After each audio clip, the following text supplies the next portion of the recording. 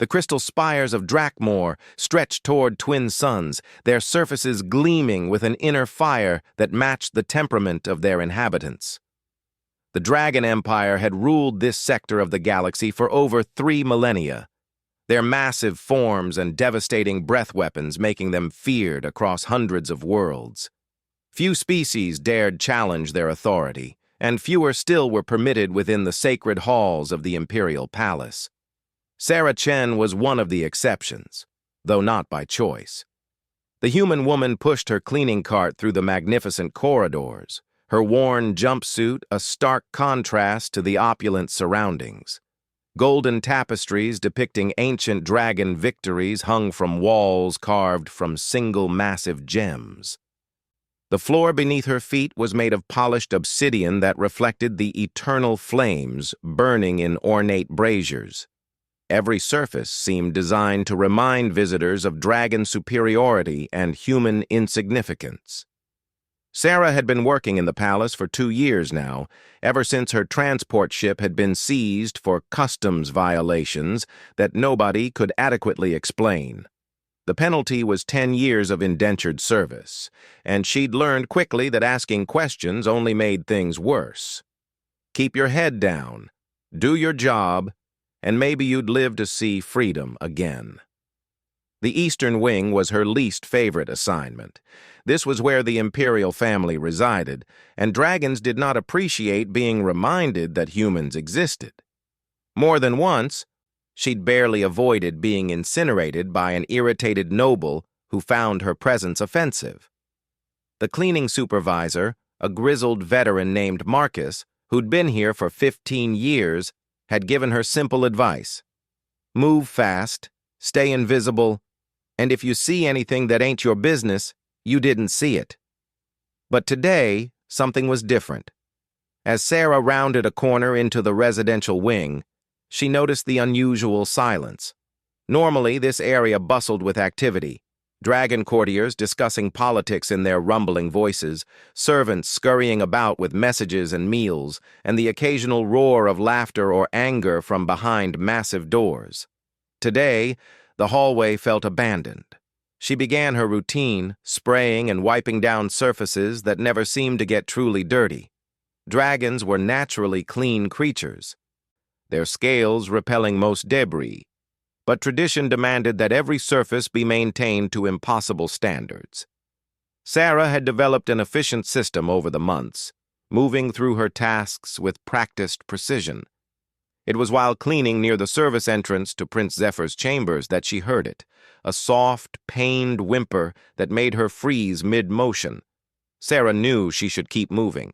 Curiosity had killed more than just cats in this place, and humans who overstepped their boundaries had a tendency to disappear permanently.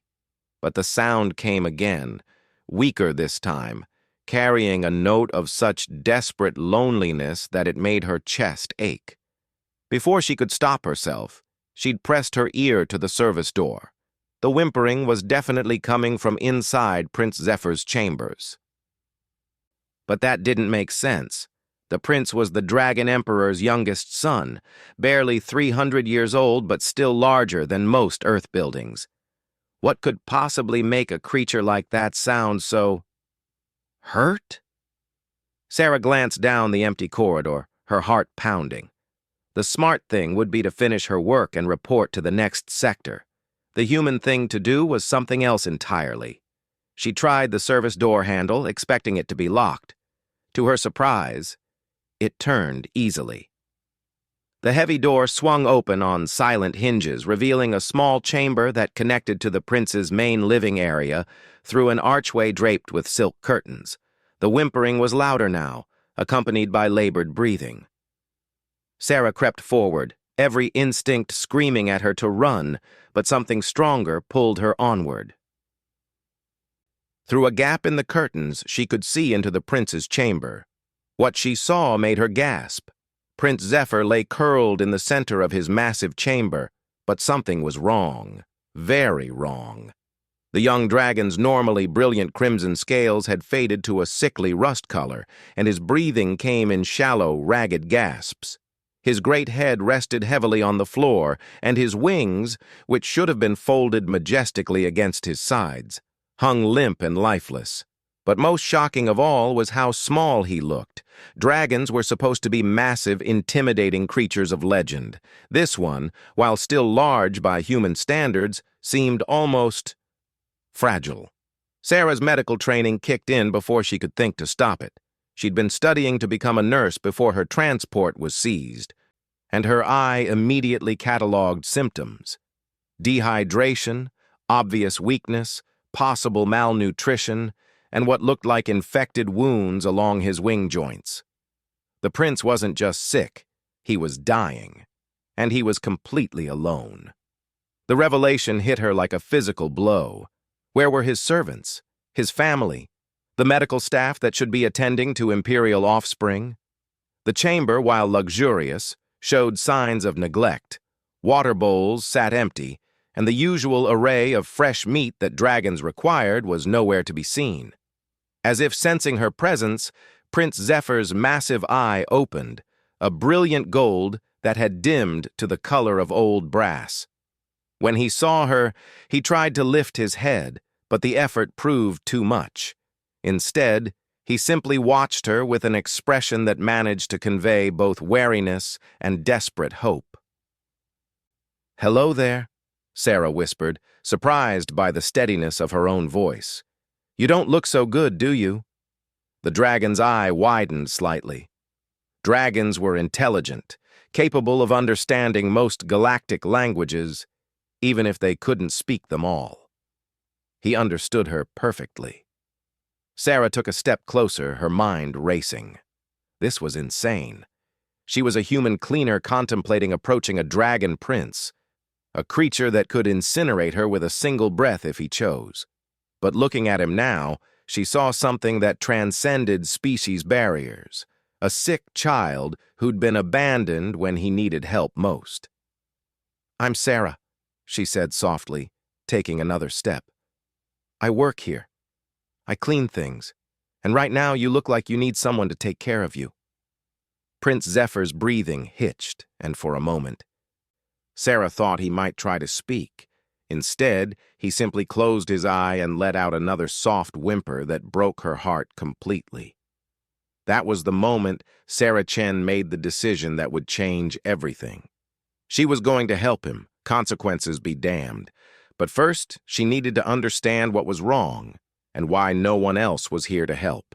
In her experience, when a child was left alone and sick, it usually meant the adults in charge had either given up hope or had other priorities.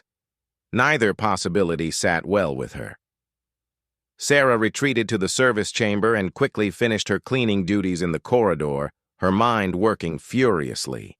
She needed information, medical supplies, and most importantly, she needed to avoid getting caught. The penalty for entering an imperial chamber without permission was death. No exceptions. But as she pushed her cart toward the supply depot, all she could think about was those dimmed golden eyes and the sound of labored breathing. Somewhere in this palace of crystal and fire, a child was dying alone, and Sarah Chen had never been able to walk away from that. The next few hours passed in a blur of careful reconnaissance. Sarah used her access to the service tunnels, pathways that allowed human staff to move through the palace without disturbing their draconic masters, to observe and gather information. What she learned made her blood boil. Prince Zephyr had fallen ill 6 months ago. The court physicians had diagnosed him with wing rot, a degenerative condition that primarily affected younger dragons. The treatment was complex, requiring constant care, specialized nutrition, and regular application of medicinal oils to the affected areas. The problem was that wing rot had a low survival rate and could take years to cure completely. The Dragon Emperor, currently engaged in a border dispute with the Crystalline Collective, had decreed that resources could not be wasted on a son who might not survive anyway. Better to focus on his healthy heirs and deal with Zephyr's situation after the war. The prince's personal staff had been reassigned to other duties. His chambers had been moved to this isolated wing, where his condition wouldn't remind the court of their failure. He'd been given basic food and water, but nothing approaching actual medical care. Essentially, they'd left him to die with dignity, alone and forgotten. Sarah spent that night in her cramped quarters, staring at the ceiling and thinking. She had medical knowledge, but not about dragon physiology. She had access to the palace, but no authority to requisition medical supplies. She had compassion, but compassion alone wouldn't cure wing rot. What she did have was something the dragons seemed to have forgotten: the absolute refusal to give up on someone who needed help. The next morning, Sarah made her decision. She was going to save Prince Zephyr's life, even if it killed her in the process. After all, someone had to. As she prepared her cleaning cart for another day's work, Sarah began planning. She would need to research dragon medicine in the palace libraries, find ways to acquire proper nutrition and medical supplies, and establish a treatment routine that wouldn't be detected by the guards. It was impossible, dangerous, and completely insane. But as she remembered those dimmed, golden eyes watching her with desperate hope, Sarah smiled grimly. Dragons might rule the galaxy through strength and fire, but humans had something just as powerful: the stubborn conviction that every life was worth saving. Prince Zephyr was about to discover that when humans decided to care about something, they became absolutely unstoppable. The revolution would begin with clean bandages and a bowl of fresh water, and if the Dragon Empire didn't like it, they could try to stop her. Sarah's first challenge came sooner than expected. The palace library was restricted to noble dragons and their approved scholars, but every building had maintenance needs.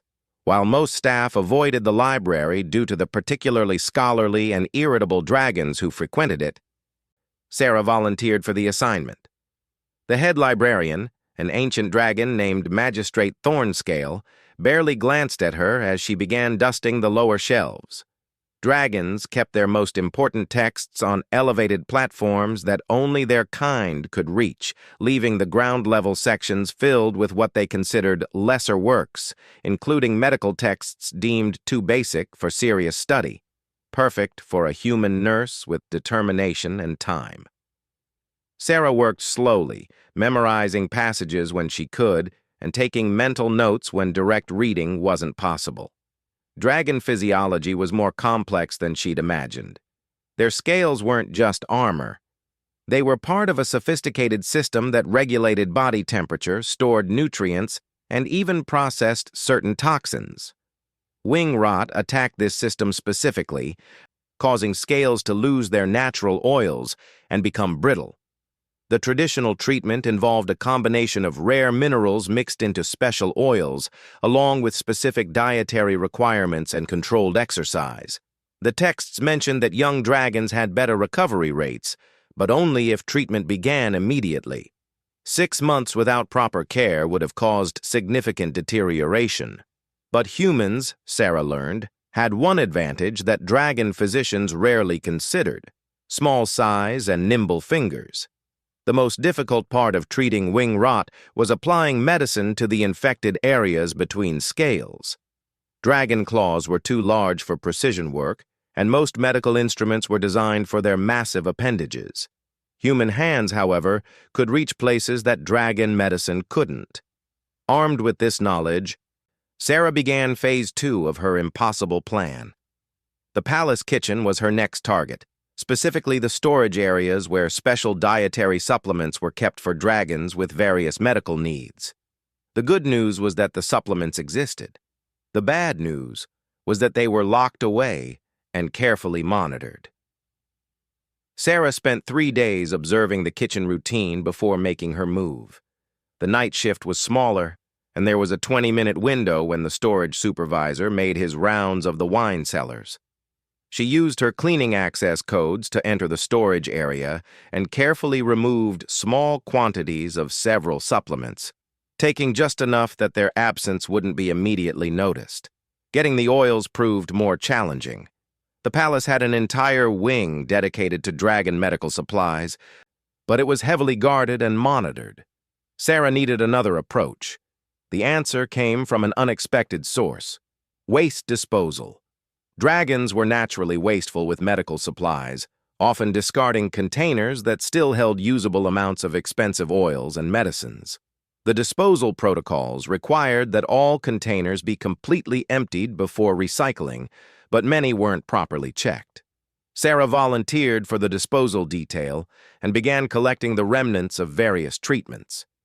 It was painstaking work, gathering drops and traces of medicine from dozens of discarded containers, but over the course of a week, she managed to accumulate enough oils to begin proper treatment.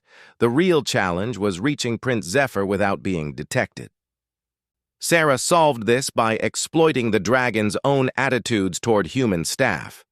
To them, humans were essentially invisible, furniture that occasionally moved.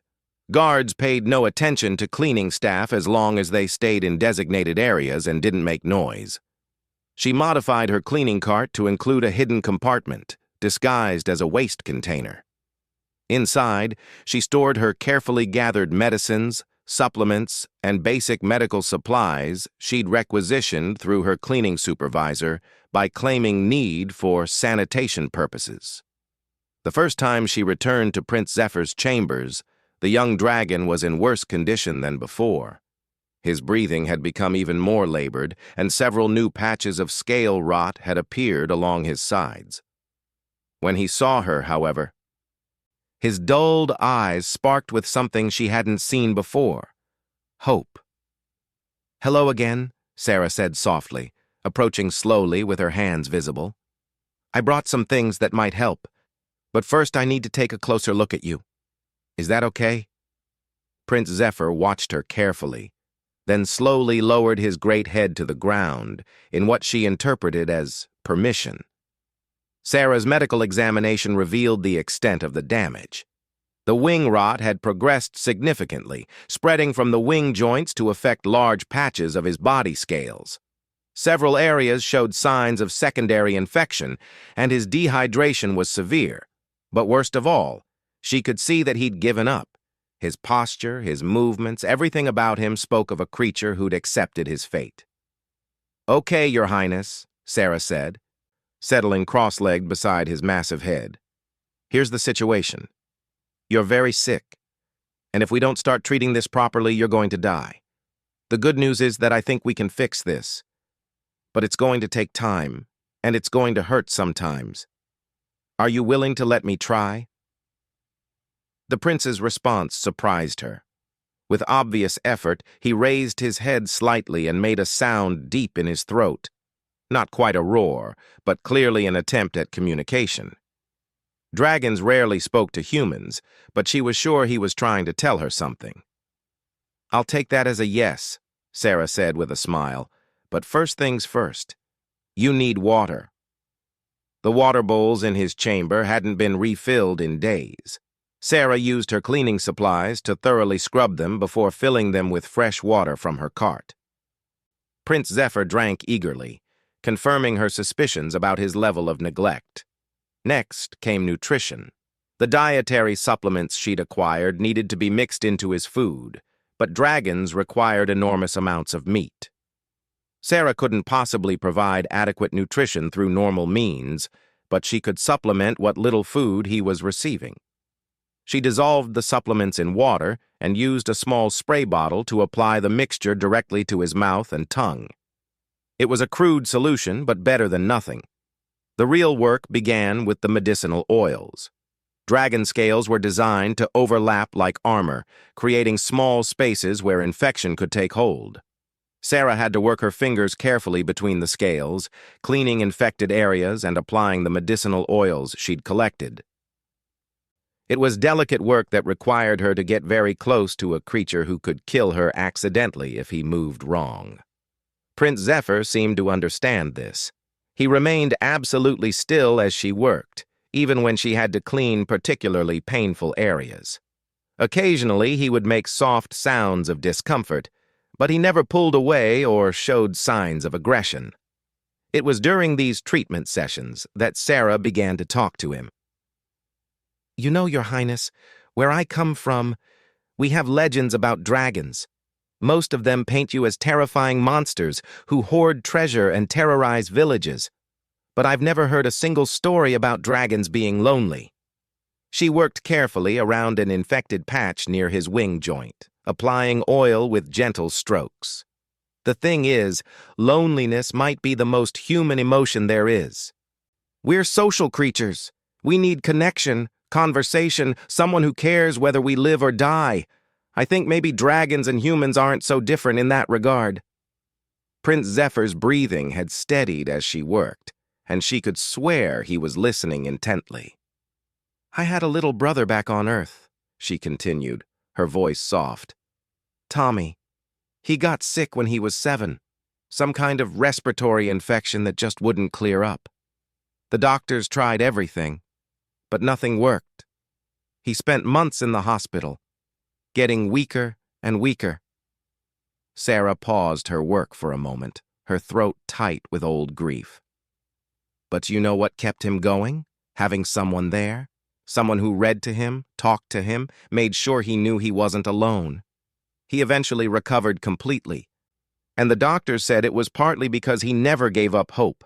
And he never gave up hope because he knew someone cared enough to stay with him." She resumed her treatment, moving to the next infected area. "That's what I'm going to do for you. I'm going to stay with you, and I'm going to make sure you know that someone cares whether you live or die. Because you matter, Prince Zephyr. I don't care what anyone else says. Your life has value, and you deserve to be healthy and happy." The young dragon made another soft sound, and Sarah could swear she saw something like gratitude in his golden eyes. Their routine developed over the following weeks. Sarah would arrive during her scheduled cleaning time and spend every available moment treating his condition. She brought fresh water daily, supplemented his nutrition when possible, and carefully cleaned and medicated his infected scales. But more importantly, she talked to him. Sarah told him stories about Earth, about human culture, about her dreams and plans for the future. She explained how human medicine worked, taught him basic anatomy, and shared her theories about why dragon and human healing approaches might work better in combination. Prince Zephyr began to respond. At first, just with attention and positioning to make her work easier. But gradually, he began attempting to communicate back. Gestures with his head, different vocal sounds, even efforts to draw simple pictures in the dust with his claw. Sarah started bringing books from the library, reading to him during treatment sessions. She discovered he particularly enjoyed adventure stories and historical accounts of human exploration. His intelligence was remarkable. He clearly understood complex concepts and seemed fascinated by human perspectives on problem-solving and social cooperation.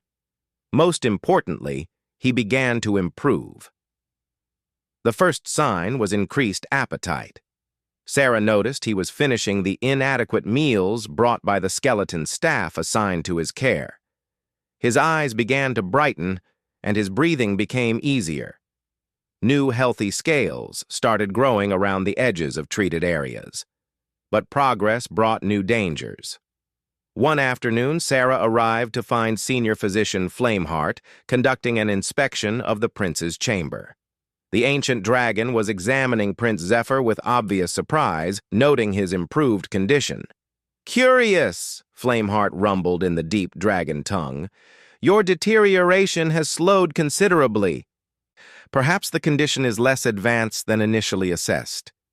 Sarah crouched in the service chamber, heart pounding, as the physician continued his examination. If he looked too closely, he might notice the evidence of human intervention. The cleaned water bowls, the traces of medicinal oils applied in patterns too precise for dragon claws.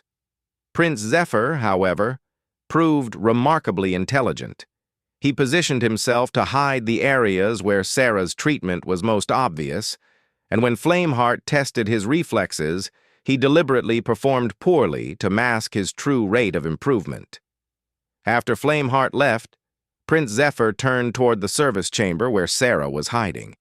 For the first time, he attempted to speak in the common galactic language. Thank you, he managed, his voice rough and uncertain, but unmistakably sincere.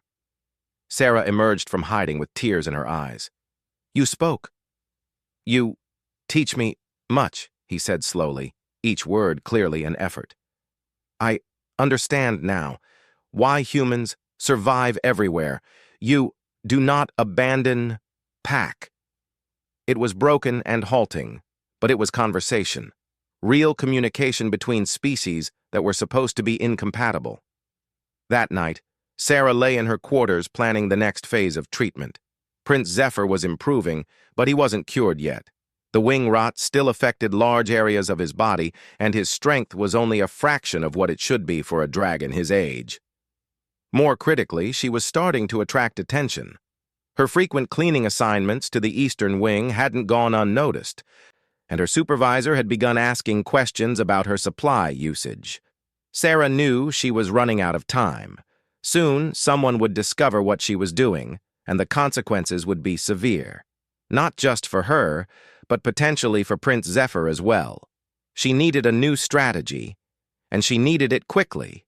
But as she drifted off to sleep, Sarah couldn't help but smile. Tomorrow, she would continue the impossible work of saving a dragon prince's life, one scale at a time. And maybe, just maybe, she was also proving that the galaxy's most powerful empire had something to learn from the species they considered insignificant. After all, humans had always been at their best when someone needed saving. The discovery came 3 weeks later, in the worst possible way. Sarah had grown perhaps too comfortable in her routine. Prince Zephyr's improvement had been remarkable. His scales were regenerating properly, his strength was returning, and he'd even begun making short flights around his chamber. Their conversations had evolved from halting exchanges to genuine discussions about everything from human philosophy to dragon history.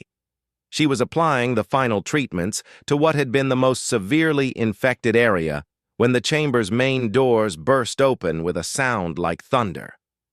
Emperor Vulcanus himself strode into the room, his massive form radiating fury and barely controlled fire. Behind him came a retinue of guards, physicians, and court officials, all clearly as shocked as Sarah was terrified. "What?" the Emperor rumbled in a voice that made the crystal walls vibrate. "Is the meaning of this?" Sarah froze where she crouched beside Prince Zephyr's wing, a bottle of medicinal oil still clutched in her trembling hands. There was nowhere to run, nowhere to hide. Her impossible secret had finally been exposed. The court erupted in shocked whispers as they took in the scene. A human servant, covered in dragon-scale dust and medicine residue, clearly in the middle of providing medical treatment to the imperial prince. "Father," Prince Zephyr said quietly, raising his head with newfound strength, "please do not harm her." The Emperor's golden eyes, so similar to his son's but blazing with ancient power, fixed on Sarah with the intensity of twin suns. "A human touches my son? A slave presumes to practice medicine on dragon royalty?" Senior Physician Flameheart pushed forward, his examination equipment rattling with agitation. "Your Majesty, this is impossible. Humans lack the knowledge, the skill, the very capacity to—" He stopped mid-sentence as he got his first clear look at Prince Zephyr in proper lighting. The young dragon stood tall and proud, his scales gleaming with health. The extensive wing rot that had been slowly killing him was almost completely healed. His eyes burned with intelligence and vitality, and his movements showed none of the weakness that had characterized his condition for months. "By the ancient flames," Flameheart whispered. "How is this possible?" "She saved me," Prince Zephyr said simply, moving to place his bulk protectively between Sarah and the assembled court. "When everyone else had given up, when I was left to die alone, she came. She cared for me every day, treated my condition, and taught me that worth is not measured by strength alone." "Silence!" Emperor Vulcanus roared, his breath weapon igniting the air around him. "No son of mine takes protection from livestock!" The word hit like a physical blow. Sarah had endured 2 years of casual dehumanization, but hearing it spoken with such venom by the most powerful being in the galaxy drove home just how hopeless her situation truly was. But Prince Zephyr's reaction surprised everyone. "She is not livestock," he snarled, his own flames beginning to dance around his muzzle. "Her name is Sarah Chen. She is intelligent, compassionate, skilled, and braver than half your generals. She saved my life when your physicians had condemned me to death." "Your condition was deemed untreatable," Flameheart began. "By physicians too proud to ask for help." Prince Zephyr cut him off. "Sarah showed me medical texts that described treatments you never attempted. She applied medicines with precision you cannot achieve. Most importantly, she never abandoned hope when everyone else had given up." The Emperor's rage was reaching dangerous levels, but his son continued undaunted. "Father, she discovered that dragon medicine fails where human techniques succeed because we are too large for delicate work. She combined our medical knowledge with human precision and persistence. The result speaks for itself. I am cured because she was willing to try what we were too proud to attempt." Sarah found her voice at last, though it came out as barely more than a whisper. "Your Majesty, I know I overstepped my bounds. I know the penalty for what I've done. But I couldn't watch him die when I knew I could help." "You knew you could help?" The Emperor's voice dripped with contempt. "You, a primitive creature from a backward world, believed yourself superior to dragon physicians who have practiced for millennia?" "No, sir," Sarah said, forcing herself to meet his terrible gaze. "I believed that 2 species working together might achieve more than either could alone. Prince Zephyr taught me about dragon physiology while I shared human medical techniques. We collaborated."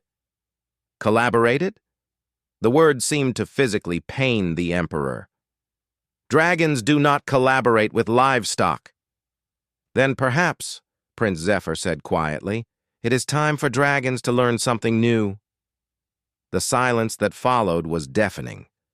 No one spoke to the Dragon Emperor that way. No one questioned the fundamental hierarchies that had governed their empire for thousands of years.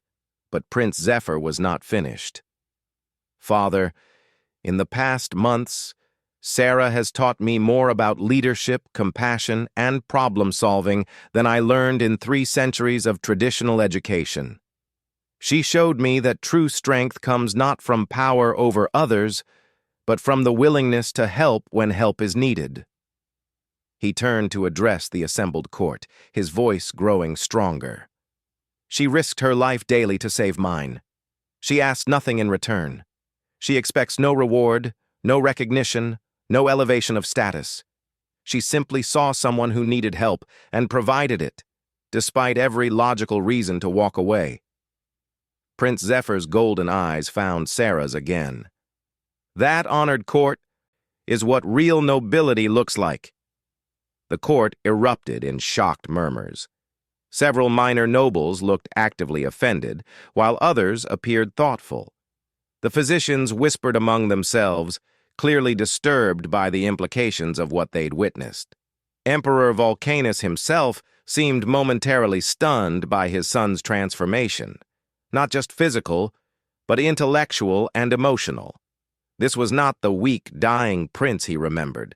This was a potential leader who had clearly given deep thought to questions of governance and responsibility. "Impossible," Flameheart muttered, examining Prince Zephyr more closely. "The level of healing, the regeneration rate. This surpasses our best theoretical outcomes." "Because," Prince Zephyr said patiently, "it combined the best of both approaches. Dragon medicine provides the raw materials for healing. Human technique provides the precision application and constant care required for success. Neither alone could have achieved this result." Sarah watched the court process this information. seeing the exact moment when several of them began to understand the implications. If a lowly human cleaning woman could achieve medical breakthroughs that eluded dragon physicians, what other assumptions about species hierarchy might be wrong? Furthermore, Prince Zephyr continued, Sarah's approach to problem-solving revealed flaws in our own methods that we had never recognized. She questioned everything, tested alternatives, and refused to accept failure as inevitable. These are qualities that could benefit our empire greatly, if we were wise enough to recognize their value. You speak of wisdom, Emperor Vulcanus said slowly, his fury beginning to give way to something more complex. Yet you ask us to place value in creatures we have dominated for centuries. I ask you to place value in results, Prince Zephyr replied. Sarah saved my life using methods our greatest physicians had dismissed. She showed loyalty beyond reason, courage beyond measure, and skills that complemented our own in ways we never imagined possible. The Emperor looked from his son to Sarah, then to his assembled court. The political calculation was clearly complex. Prince Zephyr's recovery was undeniable evidence of human capability, but acknowledging this would require fundamental changes to the Empire's social structure. What would you have me do? He asked finally. Elevate this person to nobility, grant humans equal status, abandon the natural order that has served us for millennia? I would have you consider, Prince Zephyr said carefully, that perhaps our natural order is not as natural as we believed, and perhaps the strength of our empire lies not in domination, but in the ability to recognize value wherever it appears. Sarah watched this exchange with growing amazement. She had expected death, torture, or at best a quick execution. Instead, she was witnessing a philosophical revolution conducted in front of the galaxy's most powerful ruler. You realize, the Emperor said to Sarah, that whether my son's arguments have merit or not, you have still committed crimes that traditionally carry the death penalty. Yes, Your Majesty, Sarah replied. But given the choice again, I would make the same decision. Some things are more important than rules. Such as? Sarah took a deep breath, knowing her next words might determine not just her fate, but the future relationship between their species. Such as the principle that every sentient life has value, regardless of species, size, or power. Such as the belief that when someone is suffering and you have the ability to help, you help, even if it's dangerous, even if it's against the rules, even if no one will ever thank you for it. She gestured toward Prince Zephyr. Your Majesty, your son is brilliant, kind, and wise beyond his years. He has insights about leadership and governance that could benefit your entire empire. The idea that he should have been left to die simply because his condition was difficult to treat, that's not strength. That's waste. The Emperor was quiet for a long moment, studying both his son and the human who had saved him. Finally, he spoke. Senior Physician Flameheart, you will conduct a complete analysis of the treatment methods used here. I want detailed reports on every technique, every innovation, every aspect of this human's approach that contributed to my son's recovery. Yes, Your Majesty. Additionally, you will research the possibility of integrating certain human medical techniques into our own practices, where appropriate. The implications of this order rippled through the court like wildfire. The Dragon Emperor was officially acknowledging that humans might have medical knowledge worth adopting. As for you, Sarah Chen, the Emperor continued, his voice carrying new tones of consideration, your status as an indentured servant is hereby terminated. Sarah's heart leaped, but she sensed more was coming. However, your new position will be as medical consultant to the Imperial Court, with specific responsibility for developing collaborative treatment protocols between dragon and human medical practices. The court exploded in shocked whispers and protests, but Emperor Vulcanus silenced them with a look. My son is correct that results matter more than tradition. The evidence before us suggests that combining dragon and human approaches produces superior outcomes. This empire has always adopted successful strategies regardless of their origin. He fixed Sarah with his burning gaze. Do not mistake this for sentiment, human. You have proven your value in one specific area. Continue to demonstrate that value, and your position will be secure. Fail to do so, and the consequences will be severe. I understand, Your Majesty, Sarah said, her mind reeling from the sudden change in circumstances. I won't let you down. See that you don't. Prince Zephyr, you will work with the new medical consultant to develop formal protocols for the techniques she employed. Additionally, you will prepare a comprehensive report on any other areas where human and dragon approaches might be beneficially combined. Yes, Father. The Emperor turned to leave, then paused. One more thing. The story of these events will be recorded accurately in the Imperial Archives. Let it serve as a reminder that strength comes in many forms, and wisdom lies in recognizing value wherever it appears. As the court filed out, chattering excitedly about the unprecedented developments, Sarah found herself alone with Prince Zephyr for the first time since the discovery. I can't believe that just happened, she said, sinking down to sit on the floor as the adrenaline finally left her system. I told you that you were teaching me about leadership, Prince Zephyr replied with what might have been a draconic smile. Sometimes the best lesson a leader can give is demonstrating that change is possible. Sarah looked up at him. No longer a dying, abandoned prince, but a healthy, confident dragon who would someday help rule an empire. What happens now? She asked. Now, Prince Zephyr said, we change the galaxy.